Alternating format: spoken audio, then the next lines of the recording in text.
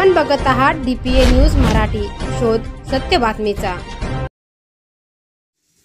मुसळधार पाऊस परभणी जिल्ह्यात सगळीकडे होत असतानाच गंगाखेड तालुक्यामध्ये पावसाने काही दिवस गैरहजेरी दाखवली होती।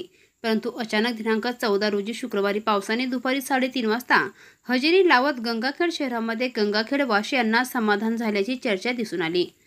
सुरू झालीये पेरण अशी म्हणत शेतकरी बांधव पूर्ववेळ शेताकडे काम करत असताना शेतीला चांगले दिवस आले आहेत। खेड्यापाड्यातील शेतकरी बांधव शेतातील कामासाठी मोठ्या उल्हासाने शेतीच्या कामाला लागला असताना काही जण पावसामध्ये भिजण्याचा आनंदही लुटत असल्याचे दिसून येत आहे। जोरदार पाऊस होत असल्यामुळे गंगाखेड शहरातील नाले जास्तीचे भरून वाहत आहे। जोरदार पाऊस होत असताना प्रत्येकाच्या चेहऱ्यावर आनंद पाहावयास मिळाला। काही ठिकाणी नाल्यांमधील घाण रस्त्यावर आल्यामुळे नगरपालिकेतील कर्मचाऱ्यांनाही जास्तीचे काम लागल्याची चर्चा दिसून आली। DPA न्यूजसाठी प्रतिनिधी राहुल साब।